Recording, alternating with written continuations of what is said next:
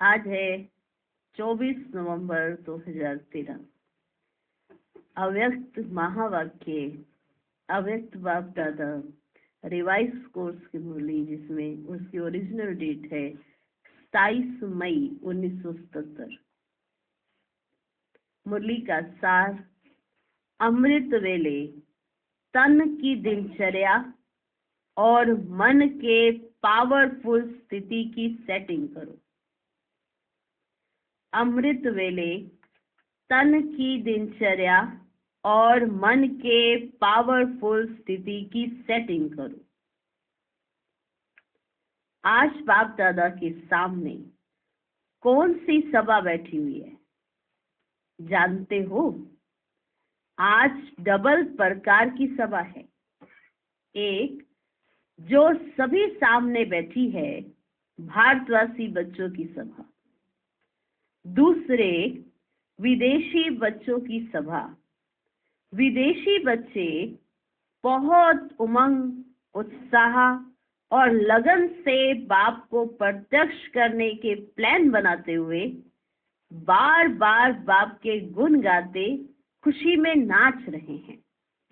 उन्हों की खुशी का मन का गीत बाप दादा के सामने सुनाई दे रहा है। सब तरफ विशेष रूप से बाप के स्नेह और सेवा का वातावरण आकर्षण करने वाला है। बाप दादा को भी बच्चों को देख बच्चों के उमंग पर खुशी होती है। साथ साथ आप सभी बच्चों का मिलन का उमंग देख हर्षित होते हैं। सबके अंदर मिलन का जो उमंग है, उसको देखकर बाप दादा हर्षित होते हैं।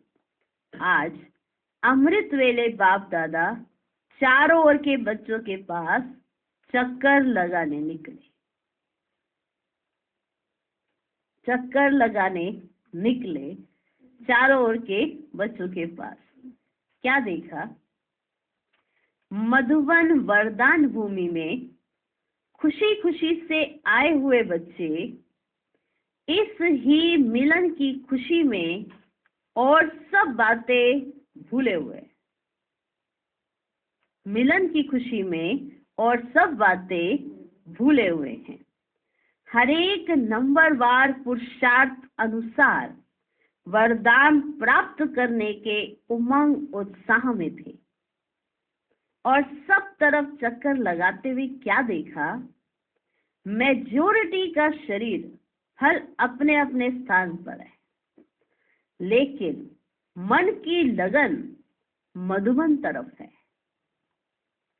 अव्यक्त रूप से योग युक्त बच्चे मधुबन में ही अपने को अनुभव करते हैं। चारों ओर सभी का स्वरूप चात्रक समान दिखाई दे रहा था। याद की यात्रा के चार्ट में क्या देखा? बाबा ने क्या देखा याद की यात्रा की चार्ट में? पोजीशन और अपोजिशन दोनों का खेल देखा। बाबा ने कहा आज बाप दादा के सामने दो प्रकार की सभा है, एक भारतवासियों की, एक विदेशियों की। विदेशियों का जो उमंग उत्साह है वो बहुत है कि बाप दादा को आकर्षित कर रहा है कि बाबा आ रहे हैं, मिलन मनाने के लिए बच्चे पहुंचे हुए हैं। तो वो वातावरण जो है वो आकर्षण करने वाला है। बाप दादा को भी बच्चों को देख, बच्चों के उमंग को देख खुशी होती है। साथ साथ सभी बच्चे भी मिलन मनाने के लिए पहुंच गए हैं।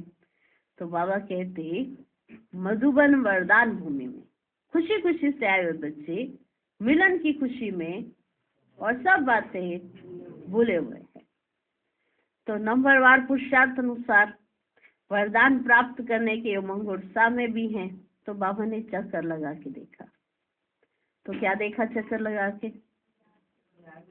कि सब मेजॉरिटी का शरीर भल अपने अपने स्थान पर है, लेकिन मन की लगन मधुबन की तरफ है। अव्यक्त रूप से योग युक्त बच्चे मधुबन में ही अपने को अनुभव करते हैं। तो ऐसे बाबा ने बताया कि सब के सब जो चारों तरफ के बच्चे हैं वो चात्रक स्वरूप में दिखाई दे रहे थे। याद की यात्रा के चार्ट में क्या देखा बाबा ने? पोजीशन और अपोजिशन दोनों का खेल देखा। यथाशक्ति हर एक अपने पोजीशन पर स्थित रहने का प्रयत्न बहुत करते।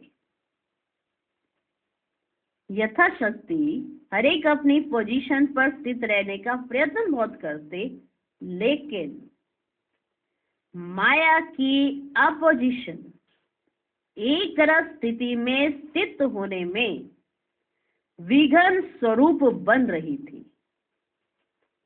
बाबा ने याद की यात्रा का जो चार्ट देखा उसमें पोजीशन पर भी हैं और अपोजिशन भी चल रही है। पोजीशन अपनी पोजीशन पर यथाशक्ति स्थित होने का प्रयत्न करते हैं, लेकिन अपोजिशन जो माया की अपोजिशन है वो एक रस स्थिति में स्थित होने देती, विघ्न रूप बन रही है। इसका कारण क्या? इसका कारण क्या? हाँ जी, विचार करें कि क्या कारण है इसका। सबकी लगन बहुत है, सबकी लगन है। कौन ऐसा बच्चा है जो बाप से मिलना नहीं चाहता? सब मिलना चाहते हैं और सब लगन में मगन भी है, लेकिन पोजीशन भी है तो अपोजिशन भी है। यथाशक्ति अपनी पोजीशन पर स्थित होते हैं, अपोजिशन किससे आती है? माया से। तो वो माया अपोजिशन करती है और एक स्थिति में स्थित होने नहीं देती। तो बाबा पूछ रहे हैं इसका कारण क्या है? प्यार तो बहुत है, सब कहते प्यार बहुत है, कारण क्या है?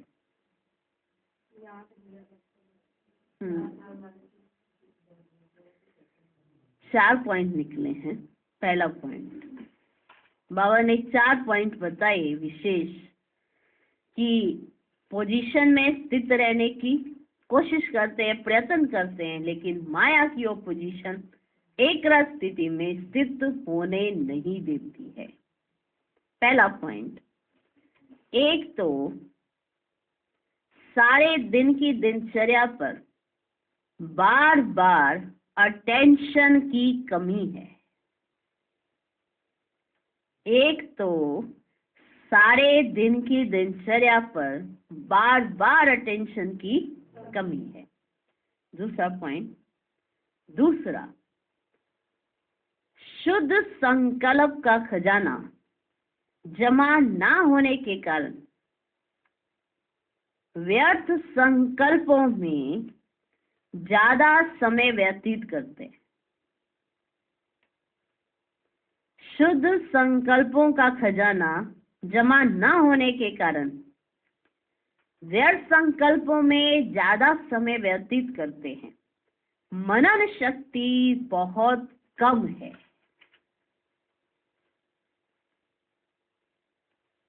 मनन शक्ति बहुत कम है। शुद्ध संकल्पों का खजाना जमा नहीं है, व्यर्थ संकल्पों में अपना समय व्यतीत करते हैं, मनन शक्ति की कमी है। पहला क्या था? सारे दिन की दिनचर्या में बार बार अटेंशन की कमी है।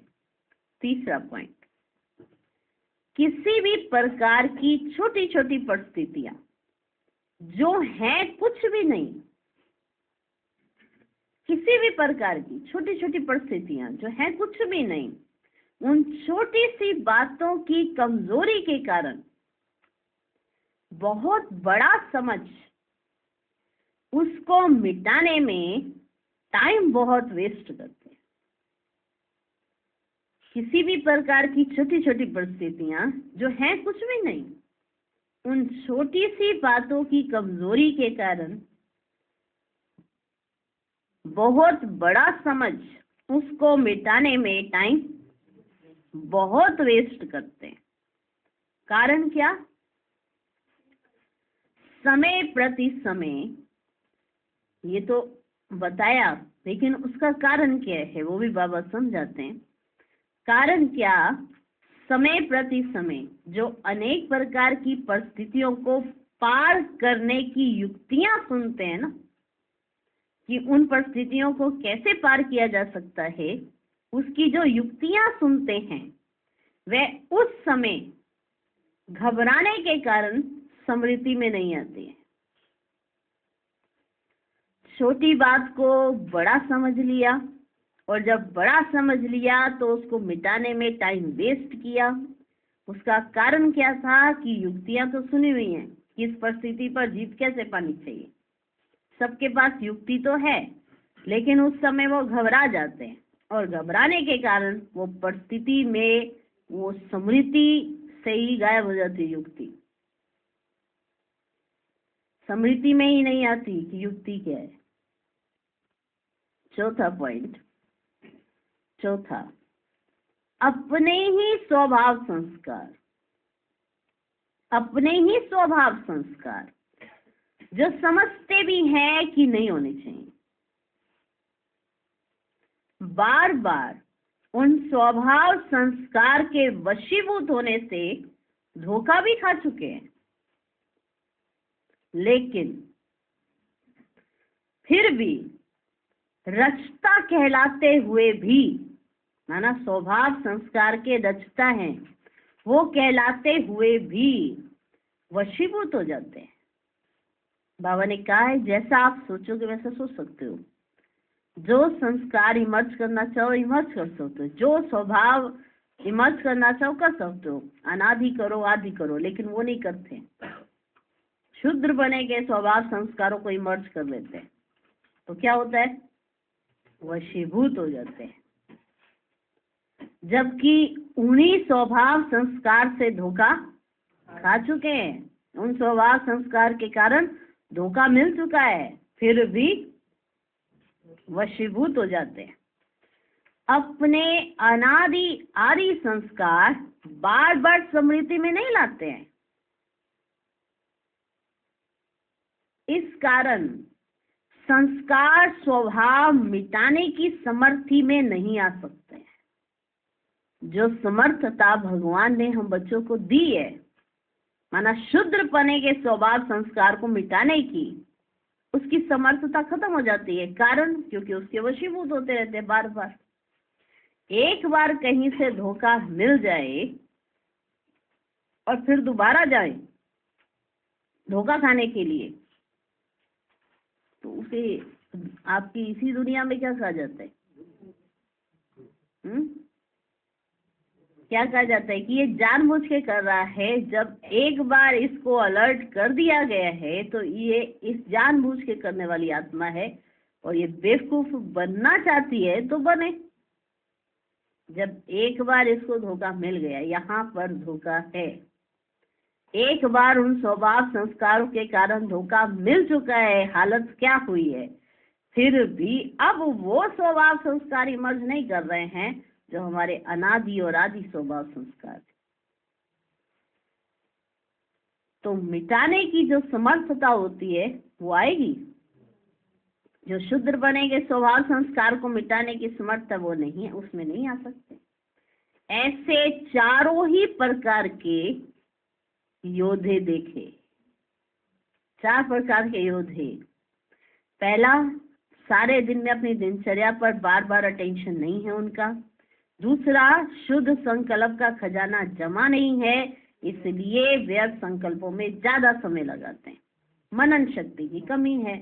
तीसरा, छोटी बात को बड़ा कर देते हैं, उसमें टाइम वेस्ट करते हैं, क्योंकि जो बाबा ने युक्तियां दी हैं परिस्थितियों से निकलने के लिए, वो घबरा जाने के कारण स्मृति से ही गायब हो जाती है। और चौथा, वो है स्वभाव संस्कार, जिसमें नहीं जाना चाहते फिर भी चले जाते हैं, बार बार वशीभूत होते हैं, बार बार धोखा खाते हैं।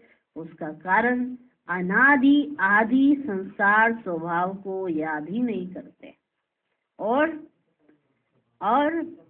समर्थी जो है उन शुद्रपने के स्वभाव संस्कार को खत्म करने की, वो समर्थी खत्म हो जाती है, उस समर्थता नहीं आती।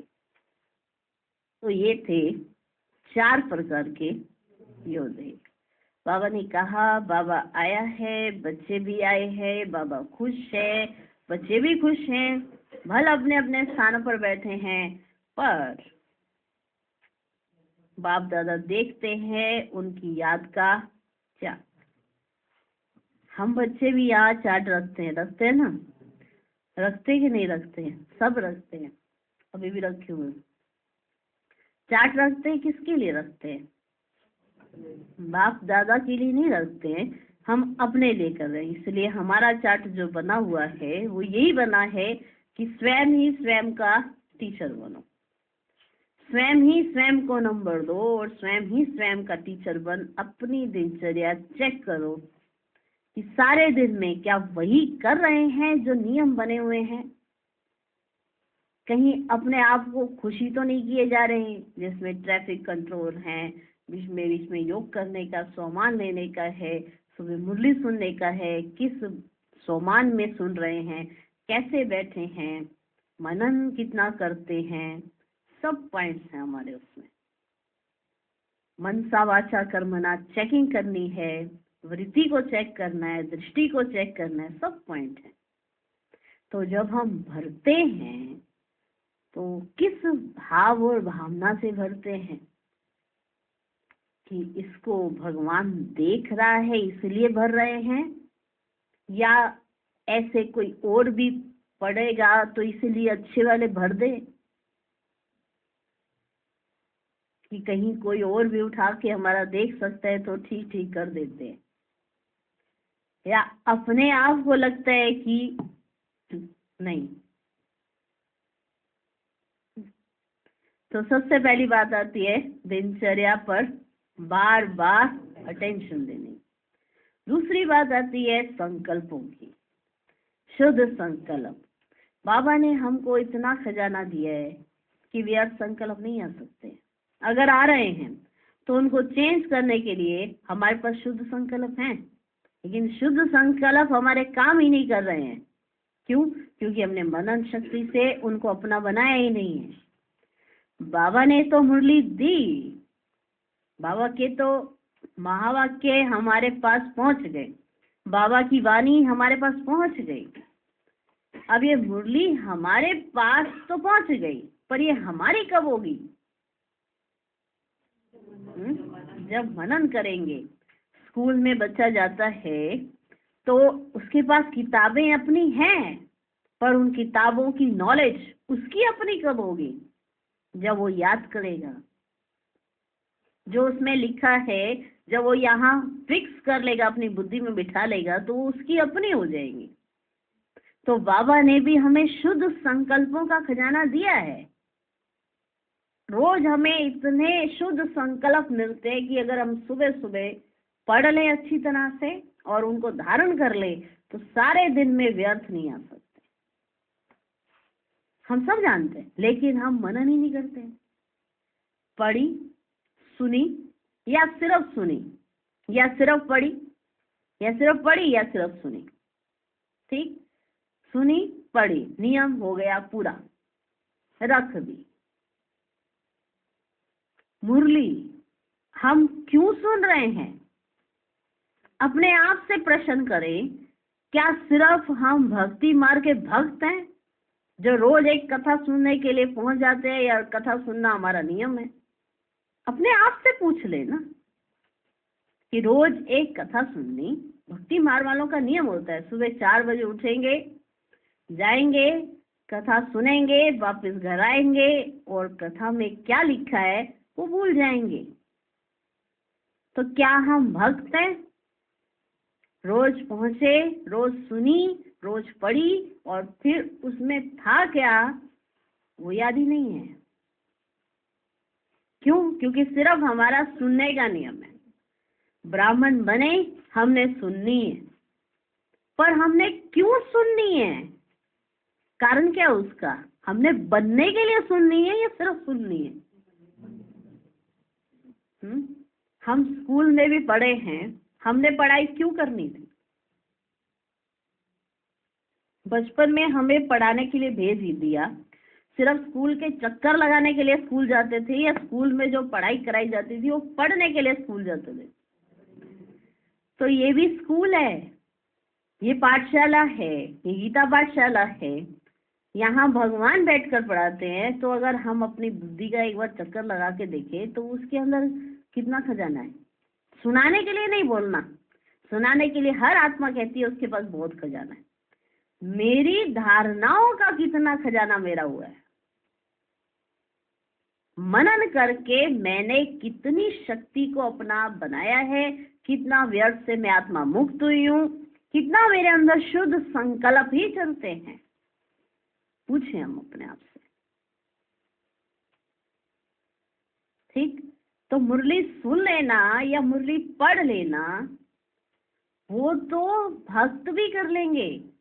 गीता का कोई एक अध्याय पढ़ेंगे, पढ़ लेंगे और सुन भी लेंगे कि आज हमारे गुरु महाराज जी ने क्या कहा। पर यहाँ अंतर है, बाप अपने बच्चों से बात कर रहा है।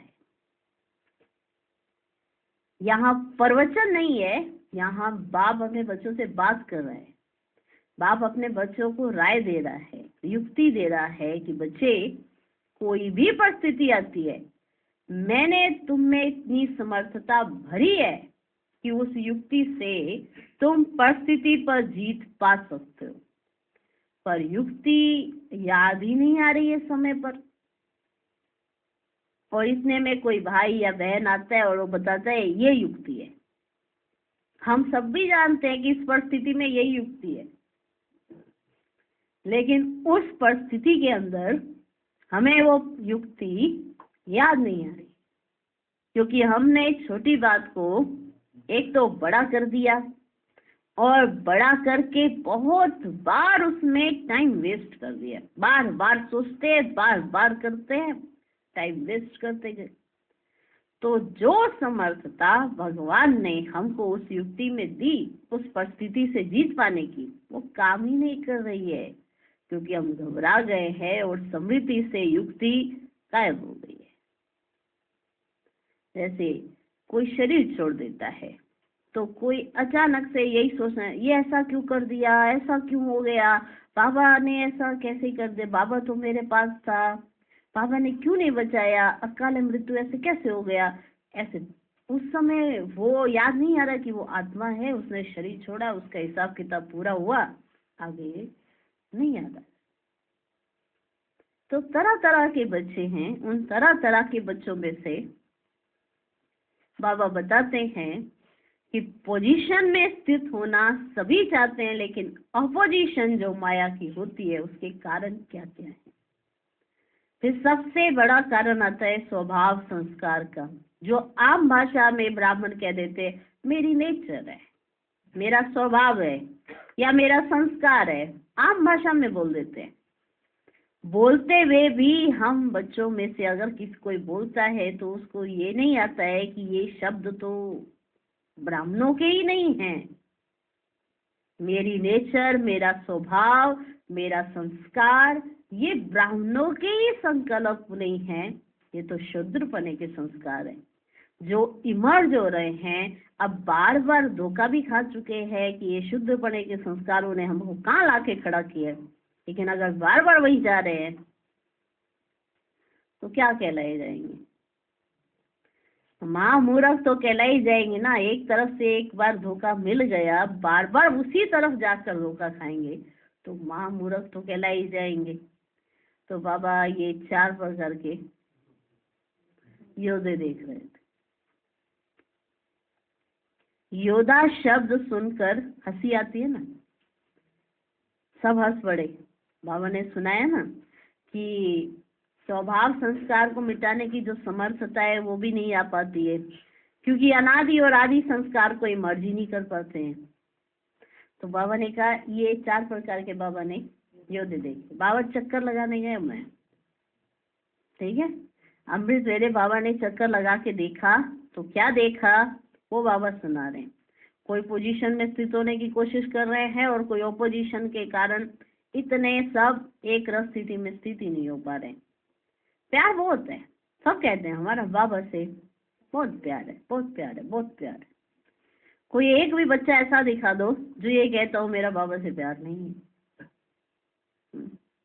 सब कहते हैं मेरा बाबा से प्यार है, और जब करने की बारी आती है तो ऐसा थोड़ा होता है, ऐसे तो चलता ही है, ऐसा तो होता ही है।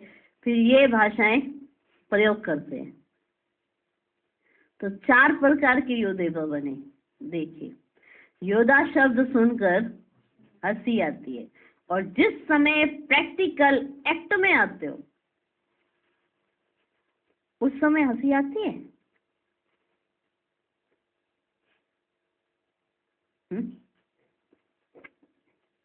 योद्धा शब्द सुना तो हंसी आ रही है कि अरे योद्धे हैं हम, पर जिस समय प्रैक्टिकल में योद्धे बन जाते हो उस समय हंसी आती है। बाप दादा को ऐसा खेल देखते हुए बच्चों पर रहम और कल्याण का संकल्प आता है। रहम और कल्याण का संकल्प आता है। अब तक मेजॉरिटी व्यर्थ संकल्पों की कंप्लेंट बहुत करते हैं कि बाबा मुझे बड़े व्यर्थ संकल्प चलते हैं, बाबा मुझे बड़े व्यर्थ संकल्प चलते हैं। इस तरह की बड़ी कंप्लेंट करते हैं कि बाबा मुझे बड़े व्यर्थ संकल्प चलते हैं। व्यर्थ संकल्प के कारण तन और मन दोनों कमजोर हो जाते हैं। व्यर्थ संकल्प का कारण क्या सुनाया था? अपनी दिनचर्या को सेट करना नहीं आता। व्यर्थ संकल्प क्यों आते हैं? उसका कारण ही ये है कि अपनी दिनचर्या को सेट करना नहीं आता, इसीलिए व्यर्थ संकल्प आते हैं। अमृत वेले रोज की दिनचर्या तन की और मन की सेट करो। जैसे तन की दिनचर्या बनाते हो कि सारे दिन में ये कदम करना है, वैसे अपने स्थूल कार्य के हिसाब से मन की स्थिति को भी सेट करो। जैसे तन के लिए निर्धारित कर दो ना, आज हम ये करेंगे, आज हम ये करेंगे, ऐसे मन की भी सेटिंग करो। जैसे अमृत वेले याद की यात्रा का समय सेट है, तो ऐसे सुहावने समय पर, जबकि समय का भी सहयोग है, उस समय बुद्धि सतोप्रधान स्टेज का सहयोग है, ऐसे समय पर मन की स्थिति भी सबसे पावरफुल स्टेज की चाहिए। पावरफुल स्टेज अर्थात बाप समान बीज रूप स्थिति। पावरफुल स्टेज अर्थात बाप समान बीज रूप स्थिति। तो ये अमृत वेले का जैसा श्रेष्ठ समय है, वैसी श्रेष्ठ स्थिति होनी चाहिए। साधारण स्थिति में तो कर्म करते भी रह सकते हो, लेकिन यह विशेष वरदान का समय है। साधारण स्थिति में जो रहना है वो साधारण कर्म करते हुए भी साधारण स्थिति में रह सकते हो, लेकिन ये तो विशेष वरदान का समय है। इस समय को यथार्थ रीति यूज ना करने का कारण सारे दिन की याद की स्थिति पर प्रभाव पड़ता है। तो पहला अटेंशन, अमृत वेले की पावरफुल स्थिति की सेटिंग करो। क्या करो? अमृत वेले की पावरफुल स्थिति की सेटिंग करो। ठीक, उस समय समय का सहयोग है, या समय ऐसा है, और बुद्धि का भी सहयोग है। बुद्धि उस समय सतोप्रधान स्टेज पर है, पूरा सहयोग देगी। आपको पावरफुल स्टेज में रहना है, अर्थात बाप समान बीज रूप स्थिति में रहना है। तो अमृत वेले की पावरफुल स्थिति की सेटिंग करो। दूसरी बात, जब ज्ञान की गुह्य बातें सुनते हो, जब ज्ञान की गुह्य बातें सुनते हो अर्थात रेगुलर स्टडी करते हो, उस समय जो पॉइंट्स निकलती हैं, उस हर पॉइंट्स को सुनते हुए अनुभवी मूर्त होकर नहीं सुनते हो।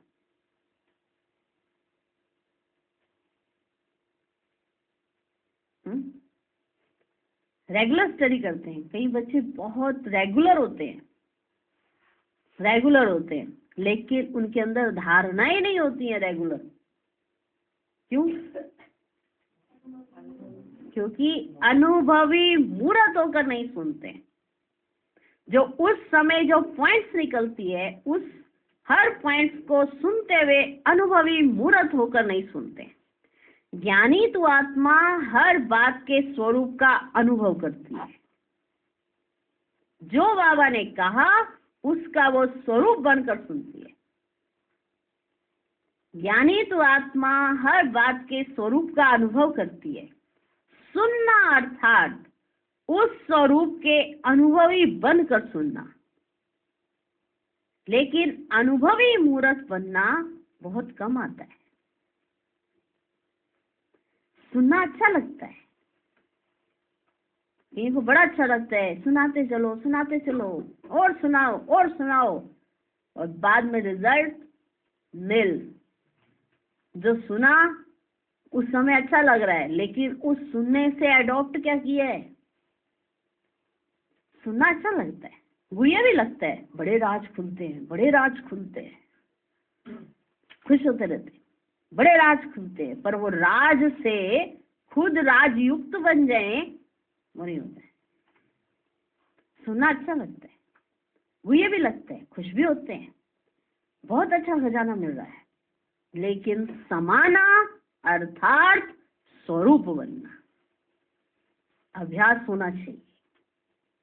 मैं आत्मा निराकार हूं, ये बार बार सुनते हो, सुनते कि नहीं सुनते? रोज मुरली में आता है, सुनते हो ना? क्या मैं आत्मा निराकार हूं, आप बार बार सुनते हो, लेकिन निराकार स्थिति के अनुभवी बनकर सुनो,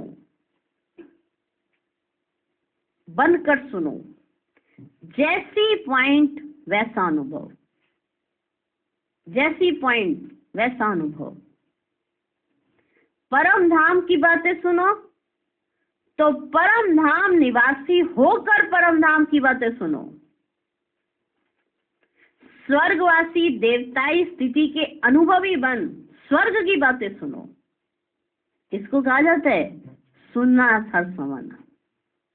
जो ऐसे सुनता है ना वो कभी भूल नहीं सकता। इसको कहा जाता है सुनना अर्थात समाना, समाना अर्थात स्वरूप बनना। सुनना अर्थात समाना और समाना अर्थात स्वरूप बनना। अगर इसी रीति से मुरली सुनो तो शुद्ध संकल्प का खजाना जमा हो जाएगा। तो ऐसा हो ही नहीं सकता कि आपको मुझे व्यर्थ संकल्प डिस्टर्ब करते हैं, हो ही नहीं सकता। जो मेजॉरिटी ब्राह्मण फट से कह देते हैं बहुत व्यर्थ संकल्प चलते हैं, बहुत व्यर्थ संकल्प चलते हैं। क्यों चलते हैं? कि मुरली ध्यान से नहीं सुनते हैं, अनुभवी मूर्त नहीं बनते हैं, स्वरूप नहीं बनते हैं। सुन लिया बड़ा अच्छा था, आज बाबा ने बड़ी अच्छी बातें की। अगर कोई अचानक दिन में उनसे पूछ ले, सुबह सुबह कहेंगे बड़ी अच्छी बातें की, अचानक दिन में पूछ ले उनसे क्या बात की जो आपको बड़ी अच्छी लगी, याद नहीं, अभी थोड़ा रिवाइज करेंगे। फिर भी करके कुछ इधर से पकड़ेंगे, कुछ उधर से टांग पकड़ेंगे और मिला के कुछ ऐसा देंगे दूसरे को समझ ही नहीं आएगा कि क्या सुना क्या इन्होंने। अगर इसी रीति से मुरली सुनो तो शुद्ध क्योंकि सोचो एक विचार करने वाली बात है, सुबह सुबह इतना खजाना मिल जाता है और उस खजाने में से भी पूरा खजाना अपनी गोद में नहीं आता है। नहीं तो इतना खजाना अपने पास हो तो कौन ब्राह्मण आत्मा ये शब्द बोलेगी मेरे व्यर्थ संकल्प चलते। माना किसी का घर भरा पड़ा हो हीरे जवाहरातों से और कोई कहे मैं भिखारी हूं, बात तो वही आ गई ना। रोज सुबह सुबह भंडारे भरपूर करने भगवान आ गया, रोज सुबह सुबह सबकी झोली में बहुत सारे वरदान डाल दिए भगवान ने, लेकिन घर तक जाते जाते देखा झोली खाली है ही नहीं, इसके अंदर इतनी बड़ी मोरी हुई थी, जैसे डल रहा था बीच में से ही निकल रहा था। ये कहावतें बना बना के वहां पे सत्संगों में सुनाई जाती है, लेकिन उसका रियल मायने में अर्थ अब बच्चे ही नहीं समझ पा रहे हैं तो फिर कौन समझेगा। सुनना अर्थात समाना, समाना अर्थात स्वरूप। अगर इसी रीति से मुरली सुनो तो शुद्ध संकल्प का खजाना जमा हो जाएगा और इसी खजाने के अनुभव को बार बार सुमिरन करो तो सारा समय बुद्धि इसी में ही बिजी रहेगी। व्यर्थ संकल्पों से सहज किनारा हो जाएगा। कौन कहता है कि मेरे व्यर्थ संकल्प खत्म नहीं होते? इसका कारण उसके पास शुद्ध संकल्प भी नहीं है, इससे उसके खत्म ही नहीं होते हैं। अगर अनुभवी होकर नहीं सुनते तो बाप के खजाने को अपना खजाना नहीं बनाते, इसलिए खाली रहते हो। अर्थात व्यर्थ संकल्पों को स्वयं ही जगह देते। जब जो चीज खाली होगी तो वहां कुछ भी चीज डाली जा सकती है ना। जहां पहले से ही भरा होगा तो कोई और चीज कैसे डलेगी उसके अंदर? हाँ, सब सोच रहे हैं बात तो बड़ी राइट है, एकदम राइट बातें आ रही हैं। बाबा आज के बाद व्यर्थ नहीं आने वाला, शुद्ध संकल्पों का खजाना आ जाएगा। अरे खजाना आएगा कहाँ से? अनुभवी बनो, मनन चिंतन करो, स्वरूप बनो, समाओ, तभी तो ताकत आएगी। और किसी ने दूसरे ने थोड़ा ताकत दिलानी है। तन में मन में ताकत कहाँ से आएगी? खुद के पास मनन चिंतन होगा तभी तो ताकत आएगी। बुद्धि को इतनी खुराक मिली होगी तो ताकत आ जाएगी। बुद्धि के पास खुराक नहीं है तो कमजोरी है।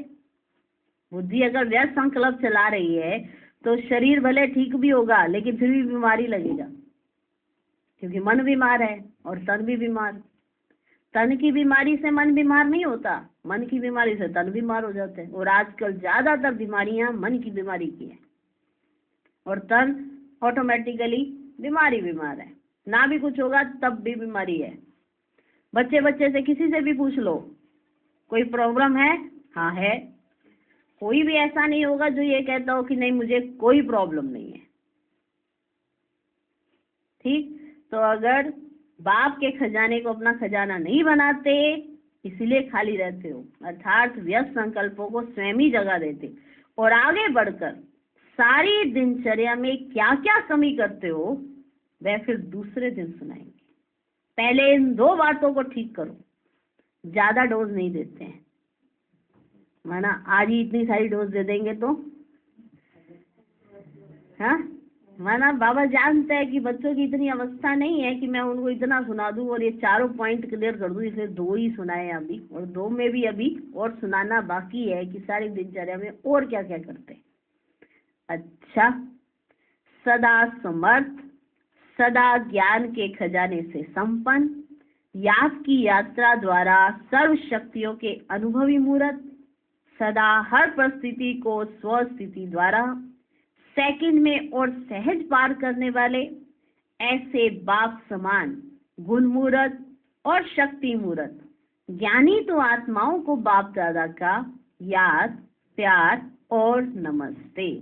हम रूहानी बच्चों की भी रूहानी बाप को नमस्ते नमस्ते नमस्ते। Good morning, good morning, good morning.